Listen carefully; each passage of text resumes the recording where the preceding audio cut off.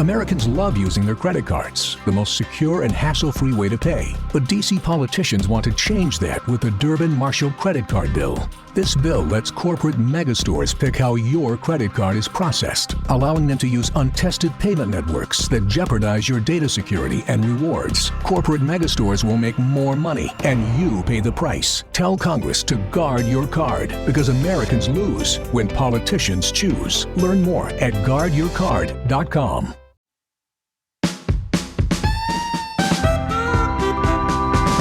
Live from wherever you happen to be, it's the SNL Hall of Fame podcast. And now, here's your host, curator of the Hall, Jamie Dew.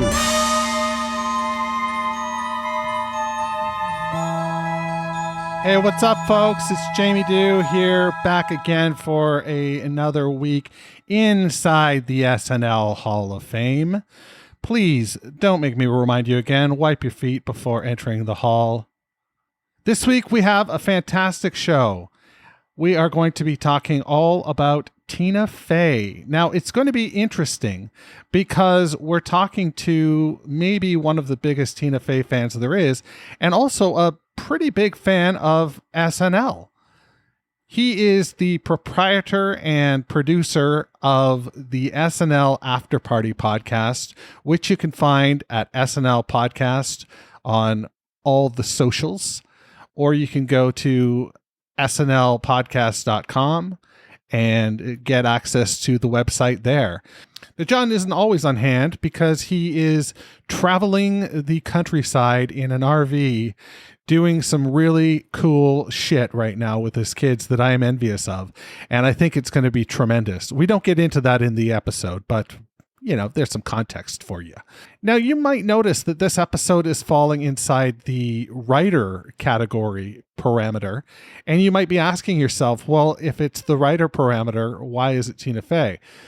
You might not know that Tina Fey started as a writer on the show and worked her way up to be the head writer, the first female head writer in the history of Saturday Night Live. And to this point, the only female head writer, as far as I know it. Somebody can absolutely correct me. I'm more than willing to be corrected. I think that something to point out is this interview was conducted prior to the relaunch of the podcast. If you can find those lost episodes out there, there's 5 lost episodes that are a different format, a different style, and a little bit different. And this comes from those sessions. In fact, a lot of the interviews come from those sessions. However, I think that the content that we go over is, apropos enough that you need to hear it, because John makes a brilliant case for Tina Fey to be in the SNL Hall of Fame, albeit at my behest as a cast member. So the interview is me pushing him to talk about her cast member ways rather than her writing ways, which I'm sure he could have gotten into. But as you may have noticed so far on the podcast, when we get into SNL writers, it's a little more difficult. Because unlike the present times where we have access to who's written what, long ago, we didn't have that kind of access. And so it's very difficult to tell who wrote what. And I want you to think about this as you cast your ballots in May for writers. There will likely be less writers on the ballot than there are, hosts or cast members, or even musical guests for that matter. Yes, you did hear me right when I talked about voting. Voting is how this whole apparatus works, ultimately. These episodes are just here so that you can get a sense of the bona fides of the nominees as we add them to the ballot. Prior to kickoff of voting, there will be a recap episode where we recap all the nominees, and maybe we have a couple special guests cast their ballots live on the program. And then we'll open up balloting, tabulation will occur, and we'll find out who gets to walk away with the plaque. Now, I have heard a couple people mention to me that they would be interested in designing a plaque. That sounds really cool to me. I think that you know, when and if the hall becomes a physical site, plaques will be necessary. Right now it's virtual, and, you know, it's sort of what it is. But anyway, I'm blabbing on here, aren't I? I'm talking way too much. We need to get to the man of the hour, Mr. John Murray, as he adds Tina Fey to the ballot of the SNL Hall of Fame.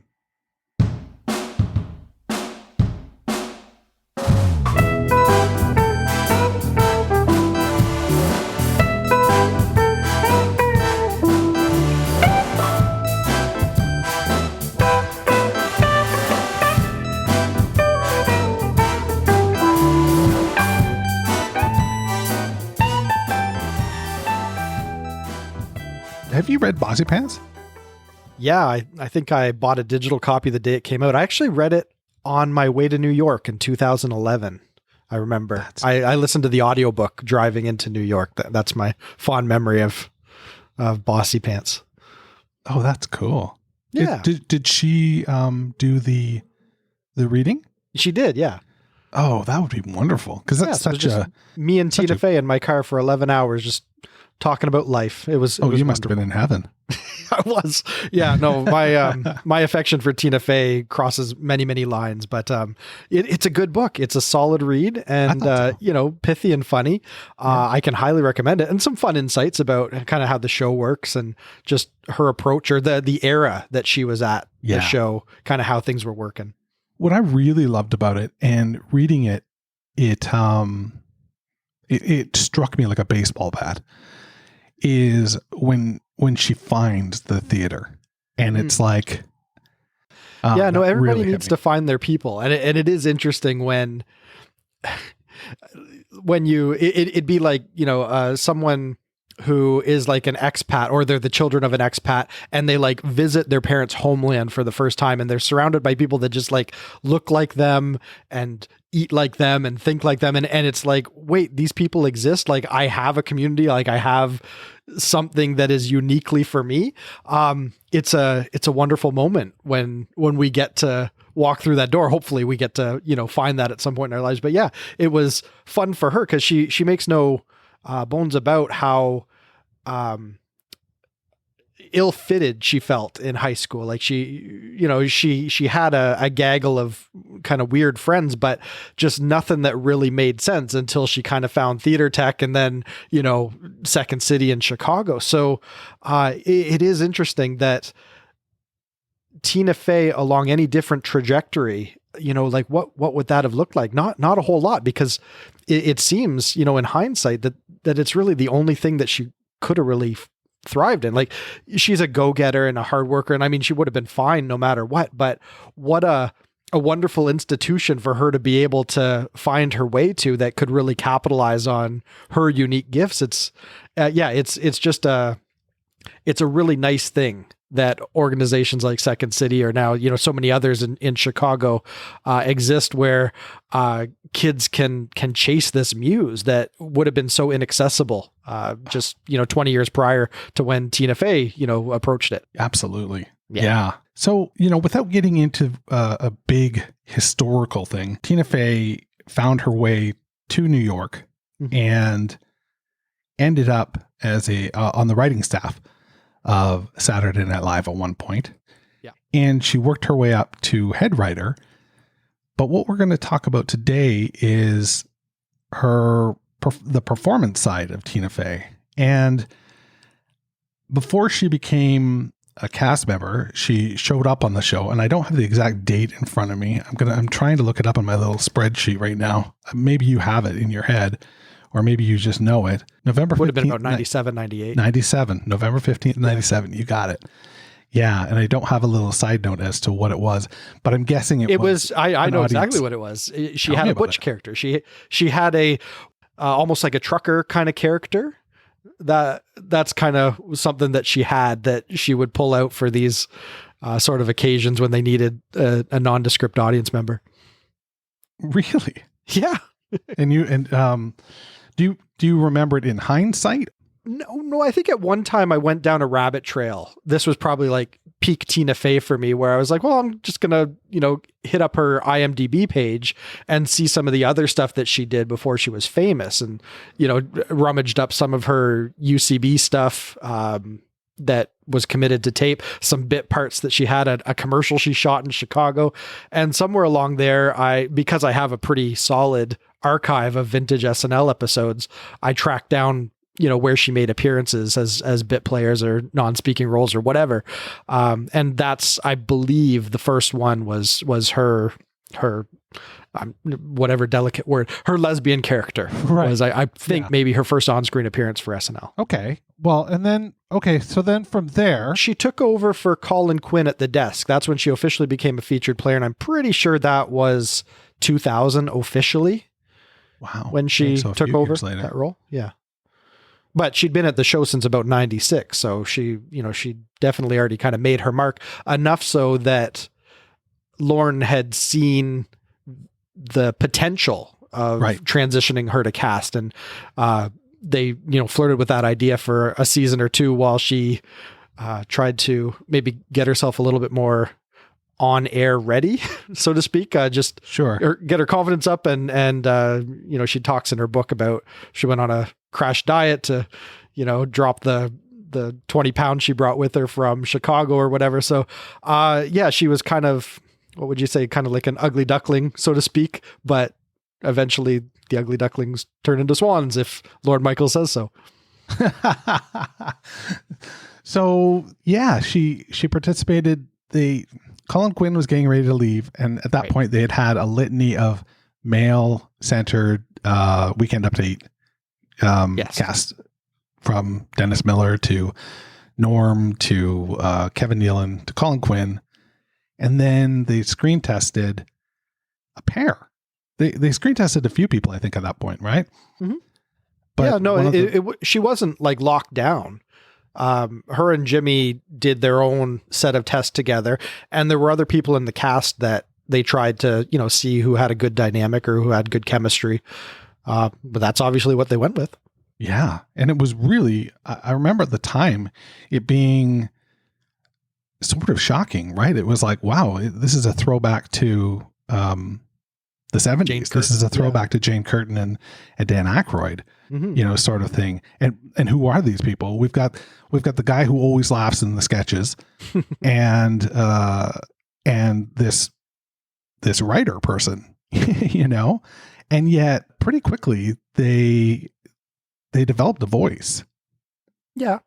Yeah. I think the game was pretty clear from the get-go that she was in charge, and, Jimmy's just kind of a doting little boy, more or less. Like he's there to have fun. He's a slacker, and she's no nonsense. She's the one that's keeping the show on the rails. That was kind of their dynamic, and it was fun. It made for some good back and forth. It wasn't really like what you had with Jane Curtin and Dan Aykroyd, where both of them were kind of a presence and a force on their own. Jimmy leaned into how inept he was, and that made his fumbly delivery more charming. And then, they'd throw back to Tina and she'd land something, scathing and dark and weird. And you're just like, where did that come from? So it was just kind of a neat switch up for the guy to be the goofball and for the girl to be the one sort of pushing the boundaries of what Weekend Update could be. Charm is a perfect word for it. They really were charming. And from that point on, you can look right up until now, although it's starting to get a little bit tired. There's a certain charm to Weekend Update at this point, and it can go back. It can be traced back to that pairing.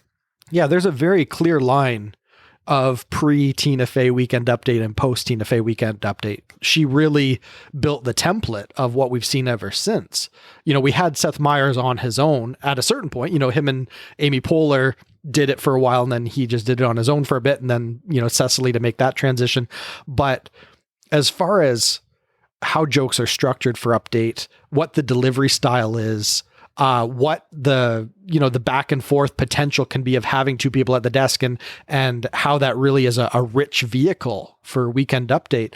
That was all pretty much laid down with Tina and Jimmy, and they keep going back to it because it always works better. Unless you've got someone like a Seth Meyers that really can just own it. And he's got enough of his own voice that him into camera without ever needing anyone else to spice things up is enough.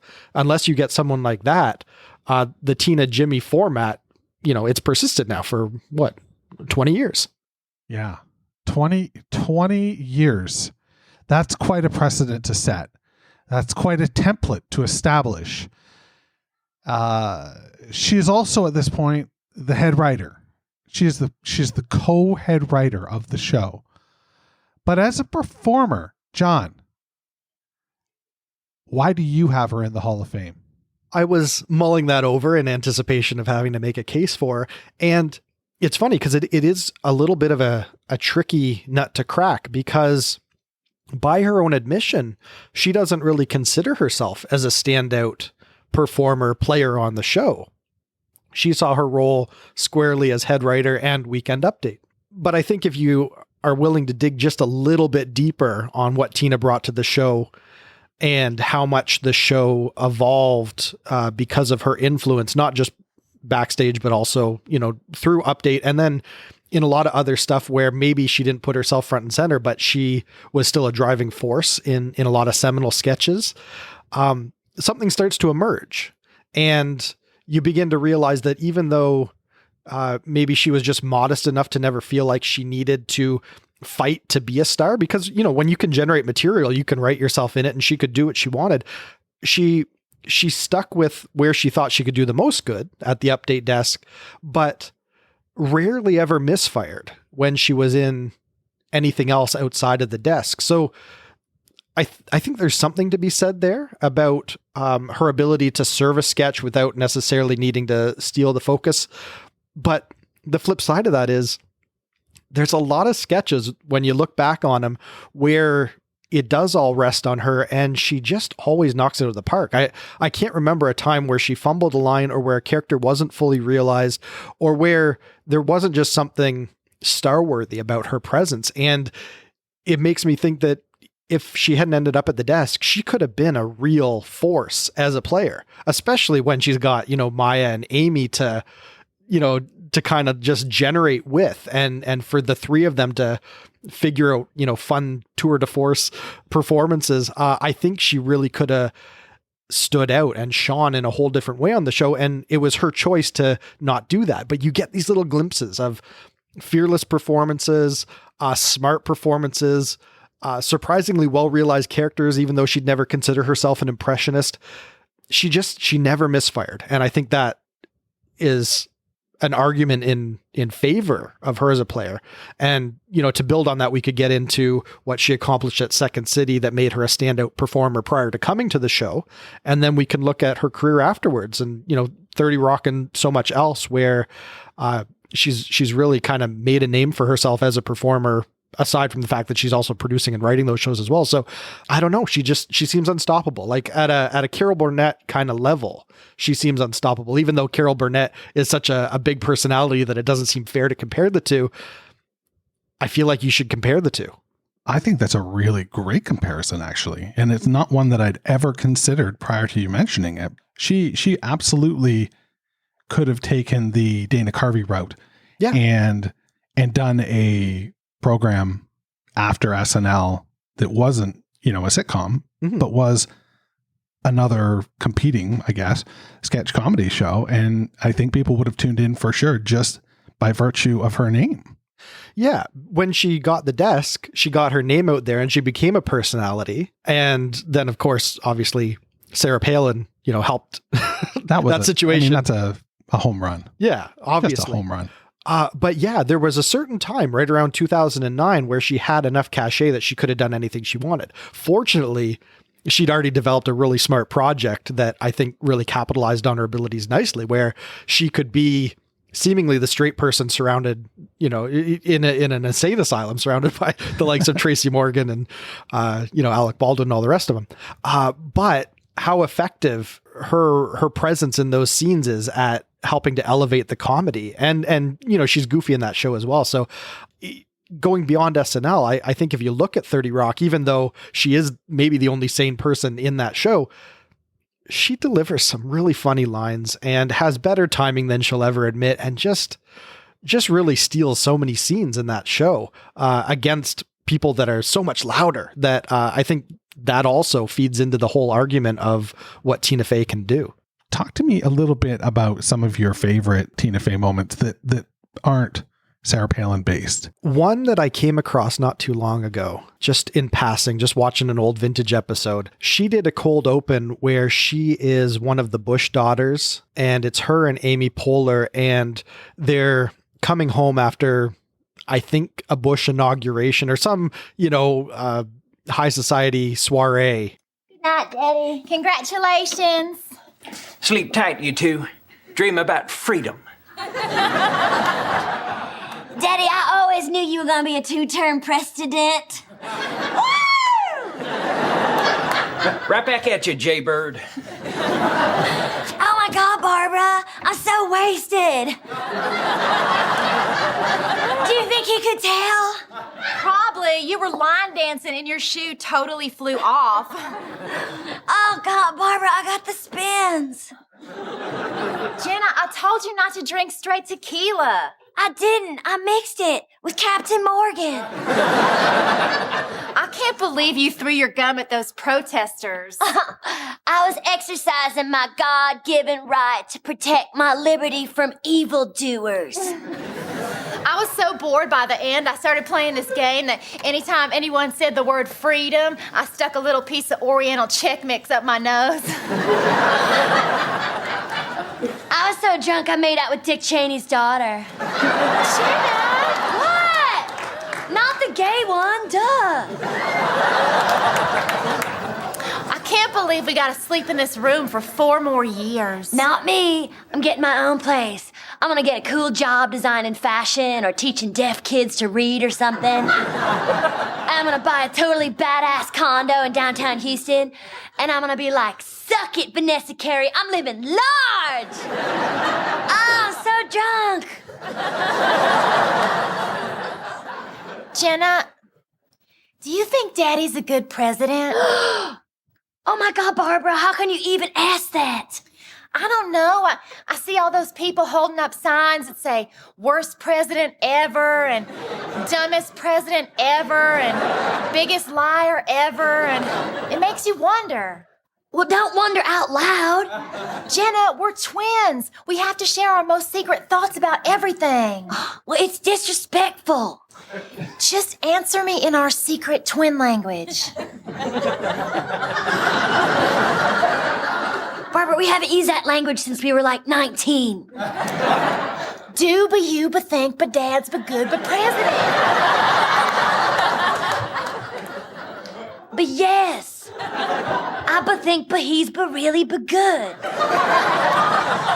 But what about the weapons of mass destruction? But they but weren't but there. But Barbara, you heard but dad's but speech. We're but spreading but freedom. Saddam but Hussein was a but bad but man. I but no, but the war in Iraq is a big beshibit storm. And but what about social security? I read it isn't but really going but bankrupt. But allowing but people to bevest their retirement money in the private sector is smart because dang, I don't know. This is giving me a headache. You just think you know everything because you went to Yale and I went to UT. Oh, Jenna, don't say that. Yale's not so great. And UT has a real pretty fitness center. Hey, y'all still up? Your mother asked the chef for some more of that creme brulee, or as I like to call it, freedom pudding. No thanks, Dad. I'm tired and Jenna's got the spins. Don't but tell but him I'm but blasted. But it's so obvious. What are y'all talking about? But tell but him but it's but food but poisoning. I never could understand this crazy twin talk. It's hard. Daddy, did you see Arnold Schwarzenegger tonight?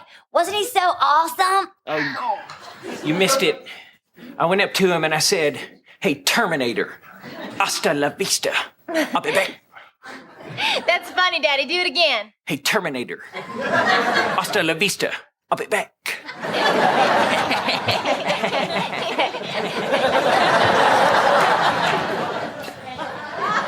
All right, lights out. Big day tomorrow. Fun was had. Let's not push it. All right, girls. I'll see you tomorrow. Good night, Daddy. Good night, Dick Cheney.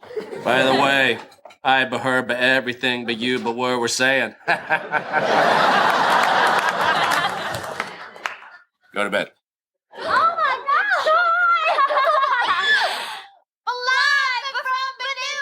Amy Poehler's Bush daughter is drunk, which is something, ripped from the headlines because one of the Bush daughters was known to be a partier. And anyways, they just have the most adorable back and forth where they have W's trademark imbecilic nature. Like neither one of them is smart, but they both have completely different worldviews.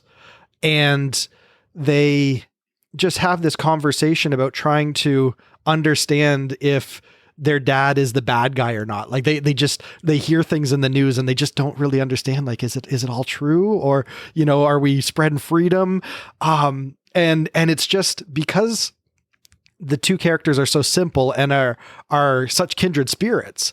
They have a really kind of poignant conversation and just really paint a really charming scene. Again, I'll come back to my word of the day for Tina Fey. Like there's just something very charming about what she brought to that character. And, at the same time, she was involved in the writing on that as well. So, that a lot of just the brilliance of how they tackled the Bush daughters and then all the other characters that kind of walk through the scene as well. It isn't just her performing it, but she helped craft the character. So even though we're talking about Tina Fey as performer tonight, we have to remember that she has to create the character sometimes too. So, she writes it, she figures out what the brilliance is in it, and then she has to realize it on screen. And that's kind of like all the aspects of performance right there.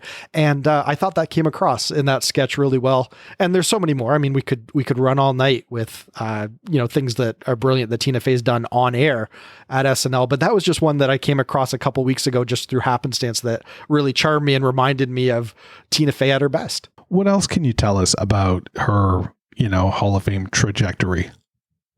Well, aside from being really capable with everything that she did on the show, on Update, and the few times when she was well utilized outside of Update, obviously there's a whole chapter to her SNL story that happens after she leaves the show. It begins with Sarah Palin, which you would think would be a fairly easy character to realize, and she just had the look, and maybe it was just serendipity or just dumb luck. But she took that character, she found all the folksy charm of the real Sarah Palin and married that with some really brutal delivery a la Seth Meyers to not really, pull any punches on maybe we don't want this person as our vice president because maybe she's not really ready for prime time. Like she didn't shy away from that. You look at it, and as fun as it is, and as kind of joyful as the character seems to be all the time, they're really cutting into Sarah Palin pretty significantly if you want to, look at it from that side. So I think that is a better political caricature than SNL typically is able to realize. There's been very few times where there's been a political caricature that kind of is timeless or, just becomes one of the Hall of Fame impressions. And she's not even an impressionist. So for her to figure out how to take, again, she does these regional things like a Midwestern, or in this case, more of a Minnesota kind of accent, and somehow turn that into Sarah Palin. That's no small feat. And that puts her right next to Daryl Hammond's Clinton and right next to Will Ferrell's Bush or Dana Carvey's Bush. So, I mean, the fact that she got into the pantheon of like the top 5 political caricatures is no small feat. And she didn't even necessarily want to do it. She literally showed up, the day of the show and just went out there and did it and found some brilliance without really a whole lot behind her other than some decent writing from Seth Meyers. So time out for a moment here. I mean, what you're saying is that was a guest performance. And I don't know that there are any other Hall of Fame candidates that built, their most memorable work happened after. Yeah. That built a solid career, like very solid career on the show as a performer, but bookended by this post-career special guest performance. Right. But to get to the nut of my question here is, when they do special guest performances, they're not there like on Tuesday or Wednesday or whatever. They're sort of showing up and no, they might come in for a fitting the day before or something, or a makeup test or something like that midweek. If it's their first outing and they don't have wigs yet or whatever, like they may come in for some production stuff, but the cold opens aren't even written until, late Friday, Saturday, most of the time. And in this case, the way it worked out was she had other obligations with the 30 Rock production that she couldn't really skate on. Like she was filming a scene, I think, with Oprah Winfrey. And when you're able to box in Oprah Winfrey, you don't reschedule, right? Like Oprah Winfrey gave her like, a half day or something to knock out a cameo for the show. And so Tina Fey wanted to obviously stick with that and pass on Palin because she just didn't feel like there was enough hours in the day to do them both. And Lorne Michaels just decided to let her know that there were in fact enough hours, and that, even though she'd passed on the Sarah Palin role, he was really excited to see what she was going to bring to it Saturday night. And she understood that she was very much in the gravitational field of Lorne Michaels, and there was really no escaping it at that point. And so of course she rallied and just did what a brilliant performer does. She showed up, she wrapped her head around the character, she brought her all to the performance, and she knocked it out of the park. That is clutch. That is so That's clutch, match. Right? Yeah. Yeah. Wow. That is so cool. I can't even wrap my head around how, that was a renaissance for the show. Oh, it was. Yeah. Like absolutely that, not to say the show was, mired in the dregs or anything, but for sure it put so many, the next day it was water cooler talk. What it did was it breathed life into their political commentary, which was the icing on the cake of an era that was already shaping up really nicely, because we're in the midst of the Lonely Island really coming into their own. You have a killer cast, you have, a killer anchor at the desk in Seth Meyers, and I think maybe Amy Poehler was still there at the time, but she was still on the show, so she would have been at the desk too. So you had maybe one of the greatest ensembles since the first 5 years, and then on top of that, you've become relevant again in the political sphere. So basically, she was the last piston that started firing, that got them banging on all cylinders, and they rode that wave until about 2013, which, that's a solid run. Yeah, that's fantastic. Wow. Obviously she had a lot of the shorthand in place. Right. I was very surprised to hear you say that they would just show up like that. But again, she knew her way around, but still that is really quite fascinating. Mm-hmm. So, again, she's got this bookend with her career and this special guest. How many times, and I'm not looking for a number here, but I'm looking for like a ballpark, I guess. Did they play with that character until ultimately they paid it off with, her meeting the real Sarah Palin? Oh, do you recall? Yeah, not that many times. They did it, I'm going to say maybe 4 times in the run up to the election. And then she's reprised it a few times afterwards, just anytime there's a reason, basically pretty much anytime she's hosting, they figure out some reason for Sarah Palin to show up for a minute or two. So she's probably done it, I don't know, somewhere between a half a dozen to a dozen times, but don't quote me on that.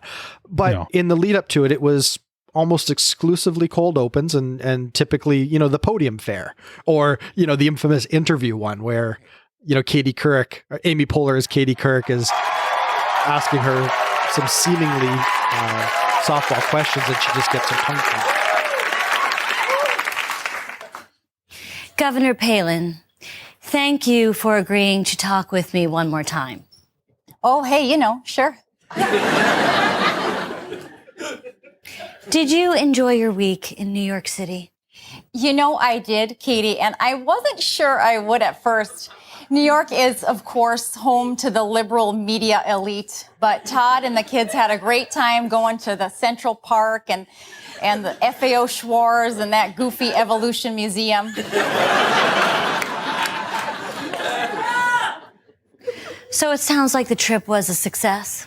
Well, there were some funny moments. For instance, I had 15 to 20 false alarms where I thought I saw Osama bin Laden driving a taxi. And I was embarrassed to be wrong, but mostly disappointed I wasn't right. Also, in an effort to bone up on foreign policy, I went to the Times Square area to see a film called The Bush Doctrine. It was not about politics.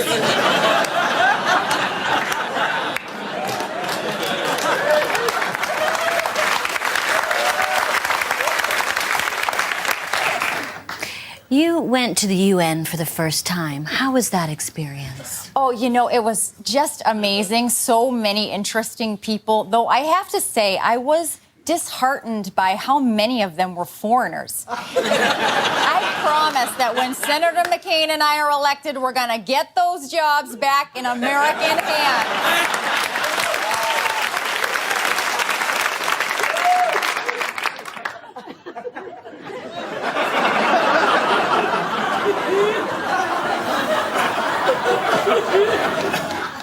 How did the world leaders you met with react to you?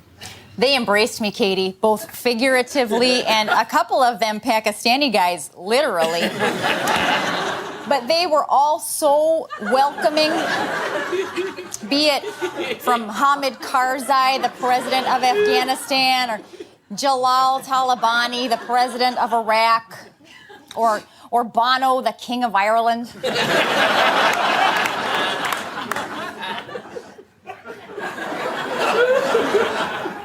On foreign policy, I want to give you one more chance to explain your claim that you have foreign policy experience based on Alaska's proximity to Russia. What did you mean by that? Well, Alaska and Russia are only separated by a narrow maritime border. You've got Alaska here, and this right here is water, and then that's up there's Russia. So we keep an eye on them.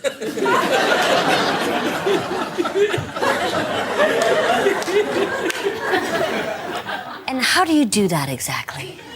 Every morning when Alaskans wake up, one of the first things they do is look outside to see if there are any Russians hanging around. If there are, you got to go up to them and ask, what are you doing here? And if they can give you a good reason, they can, then it's our responsibility to say, shoo, get back over there.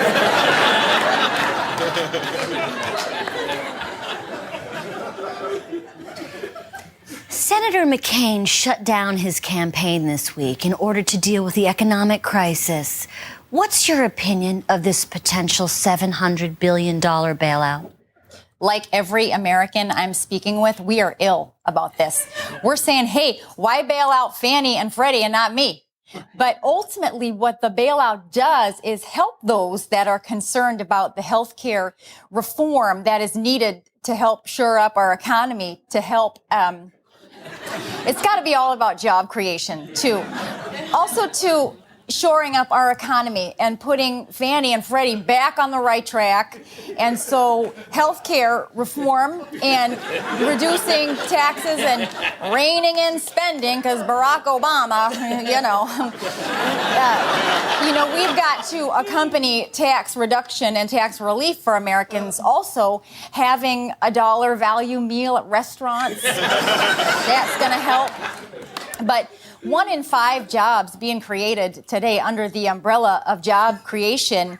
That, also.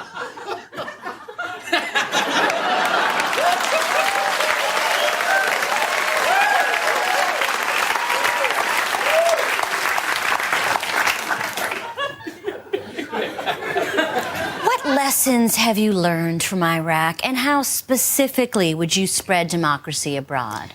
Specifically, we would make every effort possible to spread democracy abroad to those who want it. Yes, but specifically, what would you do? We're going to promote freedom, usher in democratic values and ideals, and fight terror-loving terrorists. But again, and not to belabor the point, one specific thing.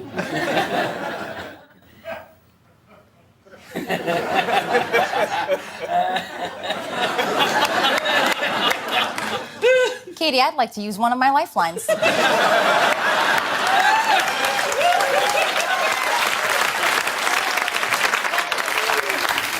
I'm sorry? I want to phone a friend. You don't have any lifelines. Well, in that case, I'm just gonna have to get back to you. Forgive me, Mrs. Palin, but it seems to me that when cornered, you become increasingly adorable. Is that fair to say? I don't know. Is it? Pew, pew, pew.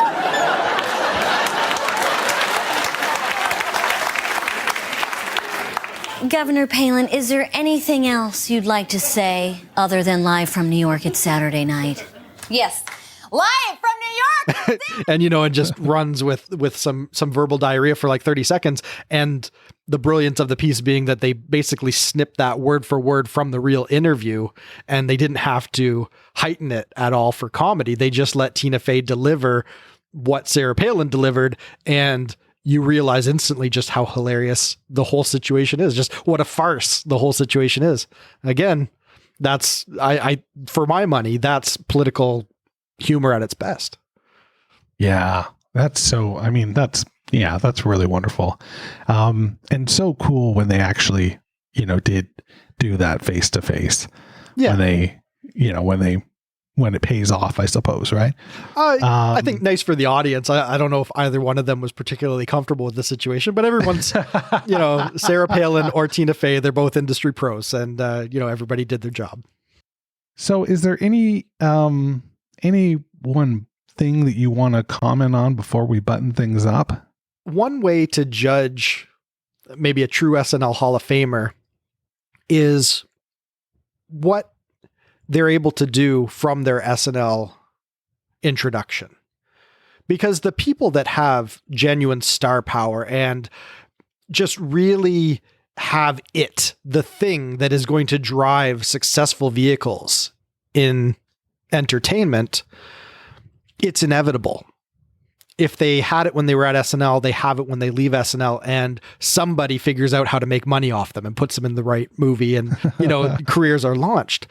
And so if that becomes a metric, if that's a yardstick, if that's something you can use to gauge a true Hall of Famer, as it would have been for Chevy Chase, Dan Aykroyd, Bill Murray, maybe to a lesser extent, Jane Curtin, Gilda Radner, all of them had successful vehicles outside of the show afterwards.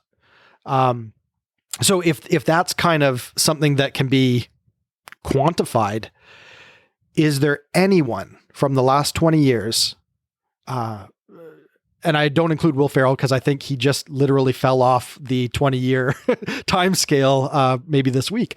But is there really anyone who has turned their run at SNL into like just more of a machine than Tina Fey? Like the number of shows that she's gotten greenlit, that she's been intimately involved in crafting and fostering and bringing to the screen and sometimes starring in, she got 4 or 5 series off the ground at this point that have at least run a couple seasons. She's got a couple going either on or in development like right now. Well, yeah, like, I mean, 2 or 3, right? They just the one about the mayor's office just started. The Ted Danson one, the mayor one, with my boy Bobby Moynihan. Which, if there was any reason to make Tina Fey a Hall of Famer, it's that she finally came up with a vehicle worthy of Bobby Moynihan, and that's just one more reason why I love Tina Fey. But seriously, 30 Rock, Kimmy Schmidt, Great News, this new one, and so many others that are somewhere in the development process. But she's turning out a lot of TV, and some of the funniest TV that we've had in the last 15 years. And on top of that, when she brings her presence to those shows, those are usually the standout episodes. Like, she launches these shows and she wants to be in the background, but at a certain point they realized the shows need a Tina Fey bump. And so once or twice every season, she'll pop in as a different character, and it's always gold. And there's just something about Tina Fey that I will never get tired of seeing show up and just do what Tina Fey do. Hey, listen, if all she did was SNL, Mean Girls, 30 Rock, and Bossy Pants, that's a pretty fucking dynamite career. Sure. And we haven't even talked about movies. Like, there was Date Night, which is a pretty solid comedy. Baby Mama, which was fun. A little bit of a indulgence for her and Amy Poehler, but people don't seem to get sick of seeing those two together either. And so many more. Like, she'll even, if Paula Pell or Emily Spivey or someone's writing a project, she's down. She'll show up for it. She's still one of the girls and just, a team player. So what have you ever heard anyone ever say anything even slightly bad about Tina Fey? Any Hollywood behind the scenes misbehavior, hijinks? No, she's just this humble girl from Philadelphia that turned out to have way more talent than you would have expected, and the work ethic to just see these things through. And I don't know, that's a rare find.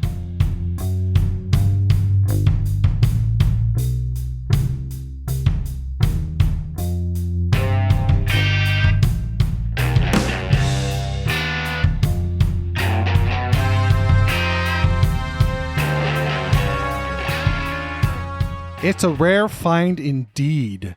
Wasn't that great? Wasn't that fun to just listen to those, very memorable moments of Tina Fey appearing on the show and, raising a ruckus, as it were? For somebody who is going into the hall in the writing wing, she performed the shit out of that show. She really did. She was a master chef. I'm giving the chef's kiss right now. So that's your argument for Tina Fey. If you've got an argument against, send me an email, jamie@snlhalloffame.com. I would love to hear from you. That's what I've got for you this week.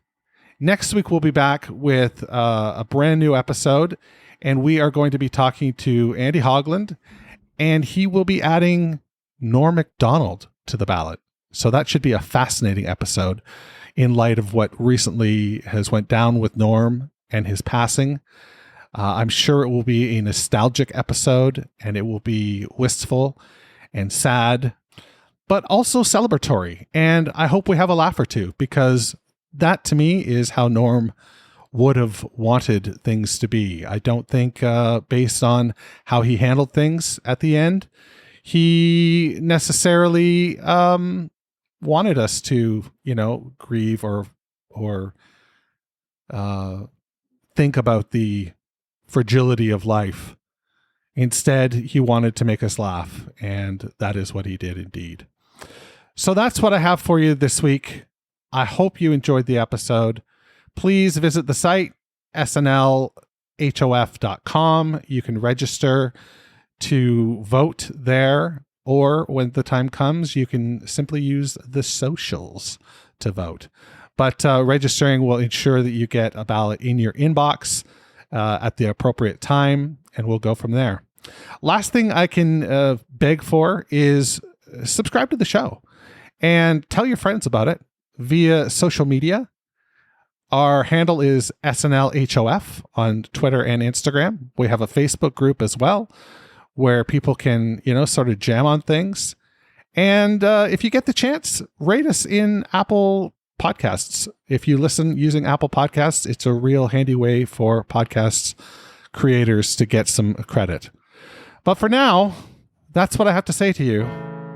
So turn out the lights on your way past, because the SNL Hall of Fame is now closed. Thanks for listening to the SNL Hall of Fame podcast.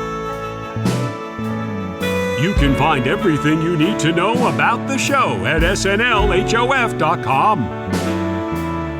Don't forget to subscribe, share, rate, and review the show wherever you get your podcasts. This is Doug Denant saying, this is Doug Denant saying, see you next month in the hall.